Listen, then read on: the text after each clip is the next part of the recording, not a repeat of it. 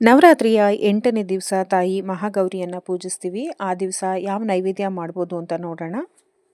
1 cup ಆಗೋಷ್ಟು ಅಕ್ಕಿನ ತೊಗೊಂಡಿದ್ದೀನಿ. 3 ಥರದ ಬೇಳೆ ಹಾಕೋತಾ ಇದ್ದೀನಿ. ಹೆಸರುಬೇಳೆ, ತೊಗರಿಬೇಳೆ ಮತ್ತು ಮಸೂರ್ ದಾಲ್ ಇದಿಷ್ಟನ್ನು ಮಿಕ್ಸ್ ಮಾಡಿಕೊಂಡು ಅರ್ಧ ಕಪ್ ಅಷ್ಟು ಸೇರಿಸ್ಕೊತಾ ಇದ್ದೀನಿ.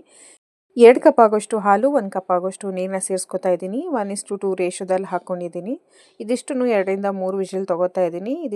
ಸ್ವಲ್ಪ ಇದನ್ನು ಸ್ಮ್ಯಾಶ್ ಮಾಡಿಕೊಂಡು ಅದೇ ಕಪಾಳದಲ್ಲಿ 1 ಕಪ್ ಆಗೋಷ್ಟು ಮಾಮೂಲಿ ಬೆಲ್ಲ ಸೇರಿಸ್ಕೊಂಡಿದ್ದೀನಿ. ಇನ್ನೊಂದು 1/4 ಕಪ್ ಆಗೋಷ್ಟು ಆರ್ಗಾನಿಕ್ ಬೆಲ್ಲನೂ ಸಹ ಸೇರಿಸ್ಕೊಂಡು ಸ್ವಲ್ಪ ಬಿಸಿನೀರು ಹಾಕ್ಕೊಂಡು ಕನ್ಸಿಸ್ಟೆನ್ಸಿನ ಅಡ್ಜಸ್ಟ್ ಮಾಡ್ಕೋತಾ ಇದ್ದೀನಿ. ಈ ಕನ್ಸಿಸ್ಟೆನ್ಸಿಲಿದ್ರೆ ಸಾಕಾಗುತ್ತೆ. ಈಗ ನಾನು ಮೇಲೆ ಸ್ವಲ್ಪ ಕೊಬ್ಬರಿ ತುರಿನೂ ಸಹ ಸೇರಿಸ್ಕೊತಾ ಇದ್ದೀನಿ. ಈಗ ಒಂದು ಕಡಾಯಿಗೆ 2ರಿಂದ 3 ಸ್ಪೂನ್ ಆಗೋಷ್ಟು ತುಪ್ಪ, ನಮ್ಗೆ ಇಷ್ಟವಾದಂಥ ಡ್ರೈ ಫ್ರೂಟ್ಸ್ನೂ ಸಹ ಇದನ್ನು ಚೆನ್ನಾಗಿ ರೋಸ್ಟ್ ಮಾಡ್ಕೋಬೇಕಾಗತ್ತೆ. ಇದಿಷ್ಟು ರೋಸ್ಟ್ ಮಾಡ್ಕೊಂಡ್ಮೇಲೆ ಲಾಸ್ಟಲ್ಲಿ ಒಣದ್ರಾಕ್ಷಿನೂ ಸಹ ಸೇರಿಸ್ಕೊಂಡು ಮಾಡಿದಂಥ ಅನ್ನಕ್ಕೆ ಇದನ್ನು ಸೇರಿಸ್ಕೊಂಡ್ರೆ ವಿಶೇಷವಾದ ಪ್ರಸಾದ ರೆಡಿ ಆಗುತ್ತೆ. ಹೋಪ್ ಈ ವಿಡಿಯೋ ಇಷ್ಟ ಆಗಿದೆ ಅಂತ ಭಾವಿಸ್ತೀನಿ. ಇಷ್ಟ ಆದರೆ ಲೈಕ್ ಮಾಡಿ, ನಿಮ್ಮ ಫ್ರೆಂಡ್ಸ್ ಆ್ಯಂಡ್ ಫ್ಯಾಮಿಲಿಗೂ ಶೇರ್ ಮಾಡಿ, ಸಬ್ಸ್ಕ್ರೈಬ್ ಮಾಡ್ಕೊಂಡು ಚಾನಲ್ ನೋಡಿ. Thank you.